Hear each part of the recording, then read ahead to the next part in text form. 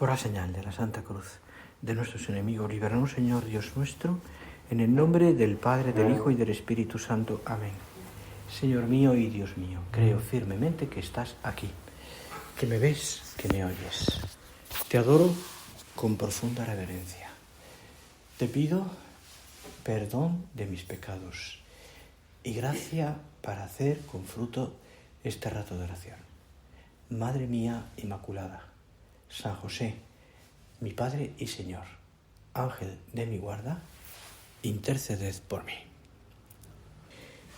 Terminamos nuestro retiro y voy a intentar que no os durmáis, que no es fácil. No por mí, no por vosotras, sino porque, bueno, más que nada porque, en fin, las horas son las que son. Pero me gustaría predicar como saber predicar. Es un desiderato un poco imposible, ¿no? Como lo hacía el Señor. Que realmente uno aprende siempre de la palabra de Dios, aprende de lo que el Señor hace y aprende de cómo incluso también transmitía el Señor a los demás la palabra que esta mañana hablábamos, cómo transmitía la doctrina, mejor dicho. Y sabemos muy bien, y es el tema de... Perdón, sí. Sabemos muy bien que el Señor lo hacía pues con lo que había aprendido, es decir, con las cosas que él durante los años de vida oculta conoce. Utiliza los ejemplos, utiliza las comparaciones, que llamamos parábolas, de las cosas que él conoce y que la gente que le escucha conoce. Hablaba en parábolas y nosotros hemos de aprender a hablar de Dios hoy con don de lenguas y con afán apostólico. Es decir, tenemos hablar de lo que tenemos en el corazón con el don propio de unas personas que quieren transmitir algo que tiene una belleza increíble y que están convencidos de eso, por otra parte. Por tanto, lo que hablan, lo que dicen, lo que transmiten, lo hacen con intensidad. Una intensidad buena, no una intensidad que nos agobie, pero sí con la intensidad de convencimiento, con argumentos. Y muchas veces con esas parábolas que nos ayudan también, que ayudan a la gente a comprender mejor las maravillas del reino de Dios. Decía, hablando de esto, nuestro Padre, divina pedagogía de las parábolas, luminosas y claras, para las almas sencillas, ininteligibles para los complicados e indóciles. Por eso los fariseos no las entienden, Acércate más a Cristo y dile que te explique la parábola, edice nobis parabolan, en la intimidad de tu oración. Así, bendita pedagogía de las parábolas. Muchas veces lo que transmitimos, si lo hacemos con sencillez y con convencimiento de lo que creemos, llega más al corazón. Queremos imitar, como te decía, buen predicador, queremos imitar esa pedagogía divina, donde el Señor hablaba con cariño, con humildad, con sencillez y con alegría. Y utilizaba los mismos giros y modos de decir de sus iguales. Es decir, de alguna manera materializaba las enseñanzas más profundas.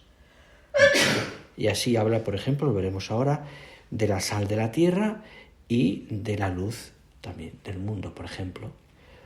O habla de los talentos, o habla también de los amigos, o habla del lobo y de las ovejas perdidas, de la dracma. Habla el Señor de tantas cosas que la gente que está allí le entiende perfectamente. Y porque además ponía ese cariño para que la gente la entendiera, ¿no? El Señor tiene una predicación que es muy profunda, por otra parte, llega, es decir, habla de temas que realmente remueven el corazón porque son profundos, no son lugares comunes, ni son cosas generales, ¿no? Sino que llega al corazón, pero lo hace con tal sencillez que la gente explica, ¿no? Es decir, entiende, ¿no? Como aquel que decía, ¿no? Nos habla con autoridad, es decir, está hablando de algo que tiene en el corazón y algo que él vive, que él vive. Empezó a hacer y a enseñar, dice también el Evangelio, ¿no? Es decir, conoce a la gente. Qué importante es eso, que para nosotros podamos hablar de Dios, es que a la gente que tratamos, por eso el apostolado es de amistad y confidencia, evidentemente, conozcamos a la gente y podamos hablar del Señor. Me contaba un cura joven que en su parroquia, porque de esto hay muchas anécdotas también a nivel de parroquias, ¿no? Pero me contaba una que en su parroquia había estado durante muchísimos años un sacerdote mayor que ya había fallecido, que había hecho la parroquia, estuvo como 50 años lo menos en aquella parroquia, una parroquia de un barrio, pero más bien una zona más bien rural, ¿no? Y un hombre era muy, muy querido, conocía muy bien a la gente, había bautizado, casado, confirmado, dado la comunión a cientos, a muchos de los que estaban ahí en misa, escuchándole, ¿no? Y tenía tal confianza con todo el mundo, pues que, le querían mucho, ¿no? Aunque era un hombre con ideas muy claras y con mucha gracia también, ¿no? Es decir, sabía qué tenía que decir. Y decía la mejor homilía que le escuché yo a don fulanito, no con el nombre, era un día de verano. Estábamos, la iglesia estaba repleta, decía un calor impresionante, un calor que no se aguantaba. Y entonces dice que leyó el Evangelio, aquel hombre, él era muy joven todavía, todavía no era así, yo no sé si era seminarista, pero bueno, es igual. Y se leyó el Evangelio, que no recuerdo cuál era, y entonces terminó de leerlo, proclamó el Evangelio, besó el libro, lo dejó en el ambón, se apoyó su humanidad, que era grande, ¿no?, en el ambón y les dijo lo siguiente: hace calor, ¿verdad?, mirándoles. Y añadió: pues ya veréis lo que es el infierno. Y ahí se acabó la homilía. La gente se rió, ¿no? Pero podía hacerlo, es decir, tenía una confianza con todo el mundo y sabía la gente dónde iba. Por las costumbres, por muchas cosas, ¿no? Sí, entonces, quiero decir, que es verdad que utilizaba un término un poco tremendista, pero él tenía claro, ¿no?, lo que tenía que decirles. El Evangelio iba al caso del tema, ¿no? A veces son pocas palabras, pero convencidas. Por eso digo que el Señor explica las cosas con detenimiento y con ejemplos. Te decía antes, y vamos a mirarlo un poquito, ese ejemplo, por centrarnos en uno concreto, de la sal y de la luz. La sal del ejemplo y la luz que ilumina la palabra. Y tiene mucha fuerza este ejemplo, esta parábola. Igual que la de los talentos, igual que la del hijo pródigo, que es una maravilla, ¿no?, que podríamos también comentarla, pero me quiero fijar en esto, ¿no? Igual que la... ¿Por qué? Porque tiene mucho que ver con lo que estamos hablando. Es decir, la sal y la luz. El ejemplo, la vida, lo que da sabor y lo que ilumina las conciencias. Lo que hace que una persona se convierta y la formación que recibe. La sal, que es el ejemplo, y la luz, que es la doctrina. Podríamos poner esa comparación. Eso lo entiende la gente, porque sabía que sin sal no hay condimentar, no se puede condimentar nada. Todo sabe mal.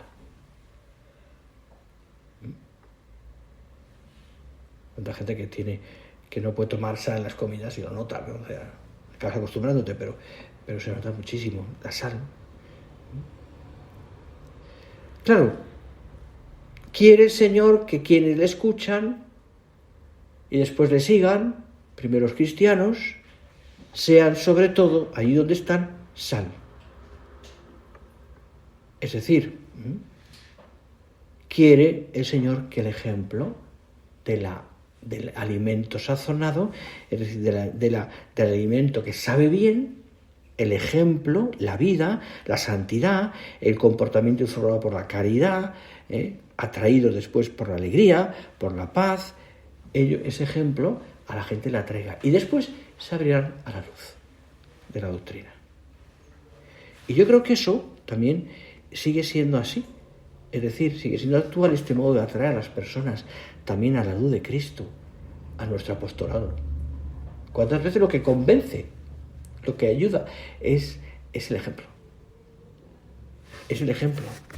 ¿Sí? No es tanto una explicación de una doctrina que después vendrá porque tiene que asentarse y formarse, pero sino el ejemplo nuestro, el ejemplo de una persona, de un cristiano, una persona de la obra.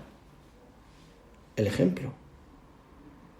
Porque ese ejemplo preserva de la corrupción, de la falta de esperanza o del pesimismo. La sal la ponen las personas optimistas, alegres, capaces de dar razón de esa alegría, y permite que otros muchos sigan también ese ejemplo, sencillamente porque ven que es posible vivirlo.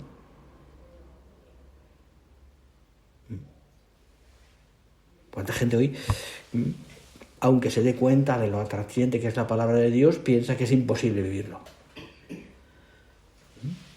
¿Cuánta gente hoy, cuando ve a una persona que vive bien su matrimonio, o vive bien su trabajo profesional, o vive bien también por las relaciones con los demás, y no miente porque le parece como que es atractivo, pero eso es un ideal para muy pocos.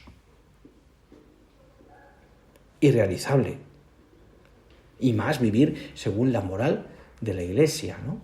Y las costumbres, que incluso se acaba justificando que no es posible porque dicen, trasnochada.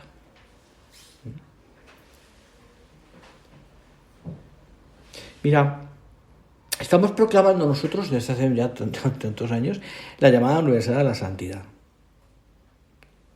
Hay que hacerlo. Ese es nuestro camino.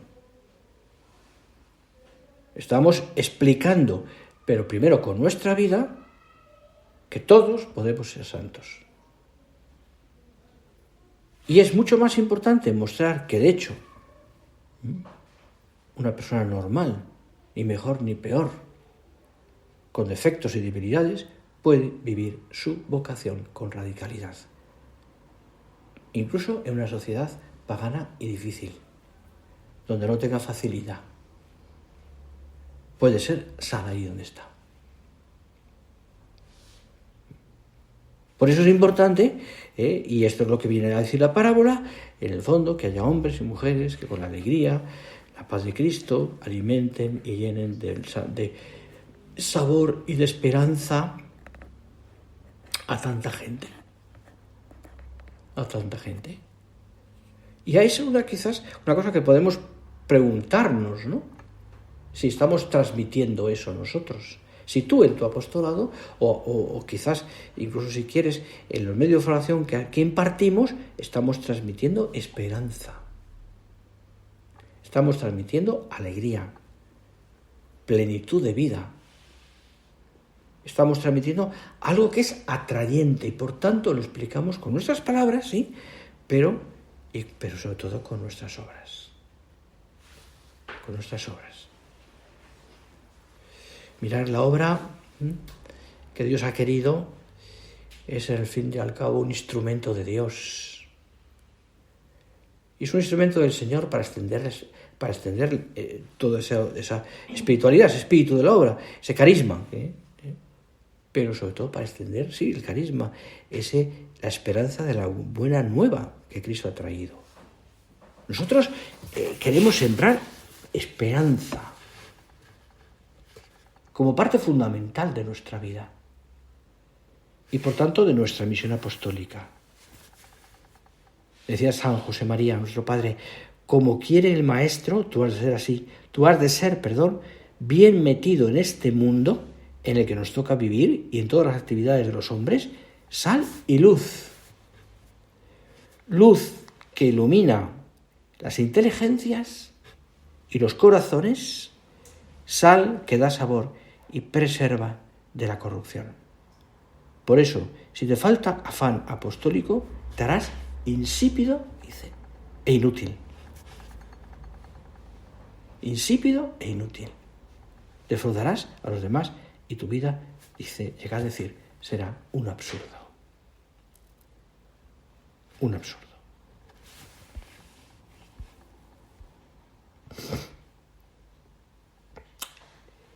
Somos conscientes de que la vida ordinaria ofrece infinidad de situaciones en las cuales se pone a prueba muchas cosas. Se pone a prueba manifestando de nuestra esperanza.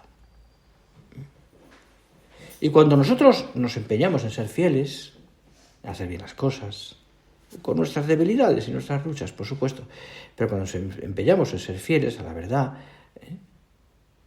y resistimos a las presiones en el sentido de nuestra propia miseria, en primer lugar, nuestra debilidad, etc., y resistimos también al ambiente en el que a veces se actúa con ligereza o en el que parece que todo cobra carta de vale todo, o todo parece que no pasa nada, que todo vale, ¿no? Es decir, cuando en medio de ese ambiente, que a veces es contrario, en tu trabajo o en tantos lugares, donde tenemos que dar donde no se puede hacer costumbre el pecado, no debería hacerse costumbre el pecado, o simplemente carta de identidad, el no vivir como verdaderos cristianos, nosotros tenemos que tener ese firme propósito de anteponer la fe a todo lo demás. A todo lo demás. Anteponer lo que creemos y vivimos a todo lo demás.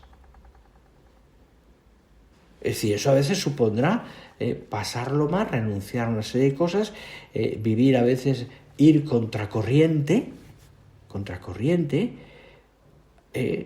renunciar a unas comodidades, hay muchas cosas pequeñas, pero daremos ese tono de vida limpia. Hay un texto por ahí que me recordaba y que el otro día volví a encontrar, que si no, creo que lo guardé por aquí, del Papa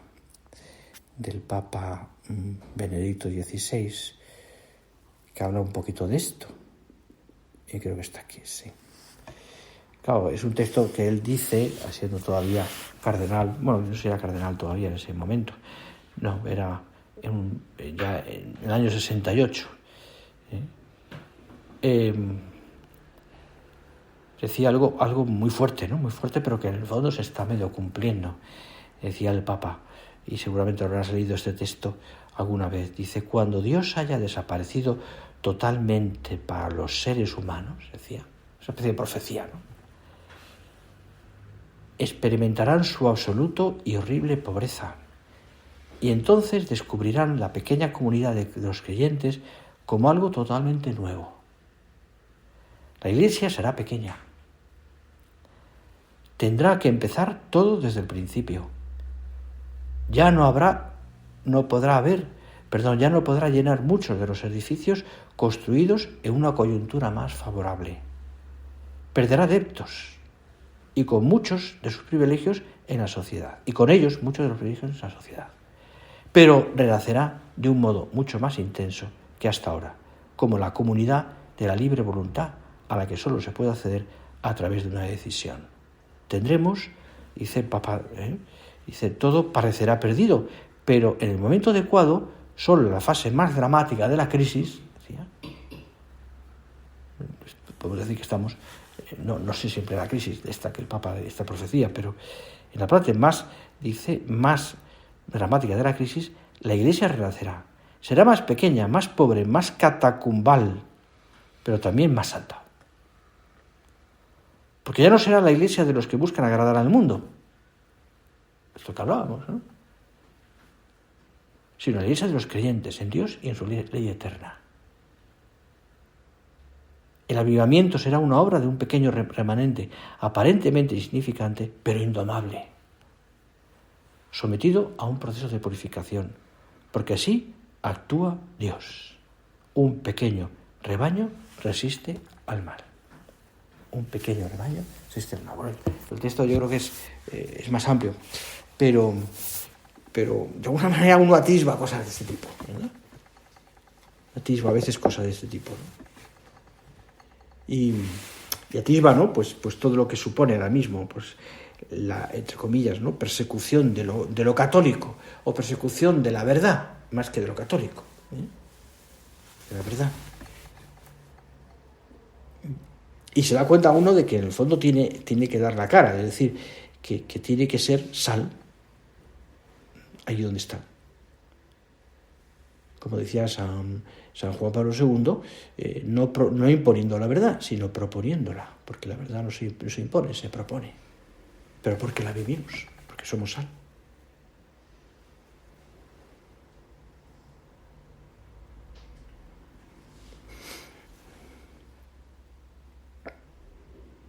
Y todo eso, evidentemente, tomando el ejemplo de la parábola, como decíamos al principio, a través del ejemplo y después de la doctrina, a través sobre todo del ejemplo de una buena amistad. Vivir así, como ese grupo indomable de personas que resisten al ataque del mundo, ¿no? De las situaciones, que no han pactado con la mediocridad, que no han pactado con todo esto, pues supone también extenderse y no tener miedo, no dejar de tener valentía para hablar de Dios. Vive tu vida ordinaria, decía nuestro Padre. Trabaja donde estás, procurando cumplir tus deberes, acabar bien la labor de tu profesión y tu oficio, creciéndote, mejorando cada jornada. Fíjate, la normalidad, pero ahí somos haciendo las cosas bien, ser sal. Sé leal, comprensivo con los demás y exigente contigo mismo. Sé mortificado y alegre, un programa de vida, lealtad, alegría, sacrificio, trabajo bien hecho. Ese será tu apostolado, dice. Y sin que tú encuentres motivos, por tu pobre miseria, los que te rodean vendrán a ti. Y con una conversación natural, sencilla, al salir al trabajo, una reunión de familia, en el autobús, en el paseo, cualquier parte, charlaréis de las inquietudes que hay en el alma de todos, aunque a veces algunos no quieran darse cuenta. Las irás entendiendo más cuando comiencen a buscar, dice, la verdad en Dios. Es un texto de Amigos de Dios, de nuestro Padre. Así. Fíjate en la normalidad del ambiente de cada día, donde nosotros aprendemos a ser sal. Sal. Qué buena es la parábola para entender esto, ¿verdad? Y, evidentemente, después vendrá, siguiendo la parábola, la luz. Es decir, ¿no? A esas personas, después, tendremos también que darles a Dios en su belleza y en su doctrina. Que hayamos oído muchas veces, y es así, que la obra es una gran catequesis. Y esa es parte importantísima de la labor nuestra. Formación. Hablar de Dios, explicar a Dios, argumentar, transmitir a Dios, transmitir las verdades. Tenemos que decir con simpatía, con gracia, con fuerza, con argumentación, con estudio, con profundidad, etcétera, ¿no? Primero la vida, después la doctrina.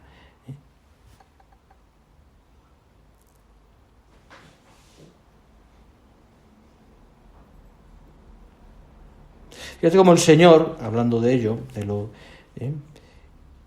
a través de su doctrina y de sus palabras, despertaba la conciencia adormecida de la gente, para que fueran capaces también de darse cuenta de las cosas, ser objetivos. Acuérdate, por ejemplo, de la mujer samaritana, esa comparación que es magnífica,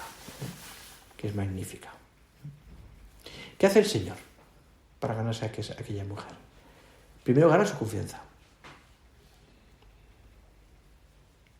De tal manera que le dice que ella no rechaza a los samaritanos y no le importa hablar con una mujer samaritana, lo cual a ella no lo entiende, no le parece chocante, ¿no?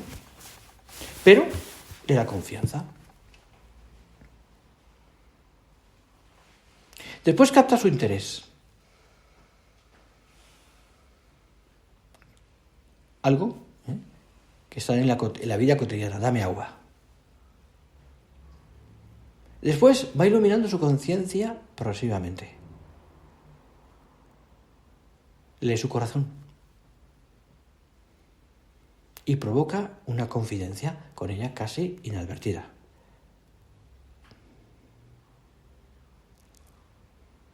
De tal manera que llega al corazón de aquella mujer y le habla de lo importante. La gracia que hablábamos esta mañana. La salvación. Fíjate qué bonito es la manera tan clara, ¿no? de ser en ese momento, de haber sido sal y ser luz. Es decir, de atraerse el corazón de aquella mujer y después llegar a lo profundo de aquella mujer. Tienes que convertirte.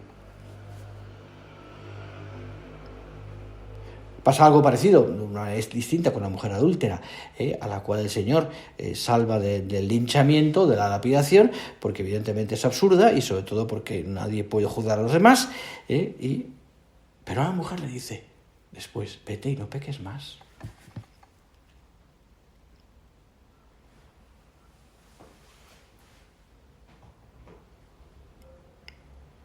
Y llega al corazón de aquella mujer.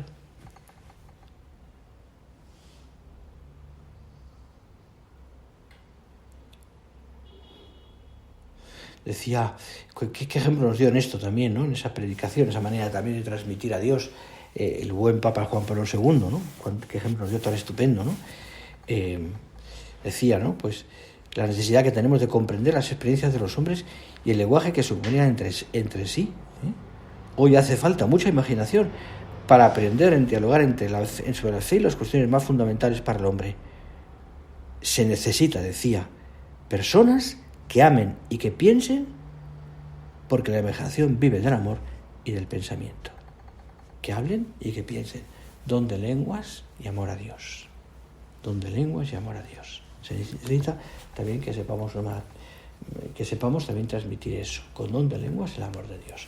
Con don de lenguas el amor de Dios. Quédate con esa idea. Vamos a terminar ya. Vamos a hacerlo, ¿no? Pues pido al Señor esto, ¿no? Que tú y yo sepamos, ¿no? Vivir así, es decir, transmitir las cosas. Dale importancia, demos, mi tuyo, lógicamente. Demos importancia a cada medio de formación. Dediquemos tiempo a prepararlos bien. O a cada conversación con una amiga. No tienen que ser todas las conversaciones con una amiga, digamos, de cosas profundísimas. Hay muchas cosas muy livianas, muy del día a día, ¿no? Donde sí que podemos la doctrina, podemos hablar con simpatía de Dios, podemos transmitir lo que vivimos también, la alegría de nuestra entrega. Hablemos de eso. Hablemos de Dios así, haciéndolo fácil, pero a través primero de nuestra vida. Haciéndolo sencillo, como es la doctrina, pero transmitiéndolo con lo que nosotros vivimos. Vamos a poner a la Virgen como intercesora de todo esto, para que sepamos, ahí donde estemos, ser sal y dar luz.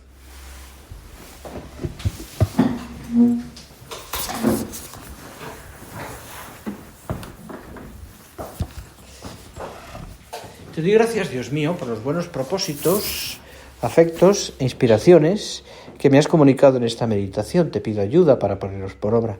Madre mía, Inmaculada, San José, mi Padre y Señor, Ángel de mi guarda, interceded por mí.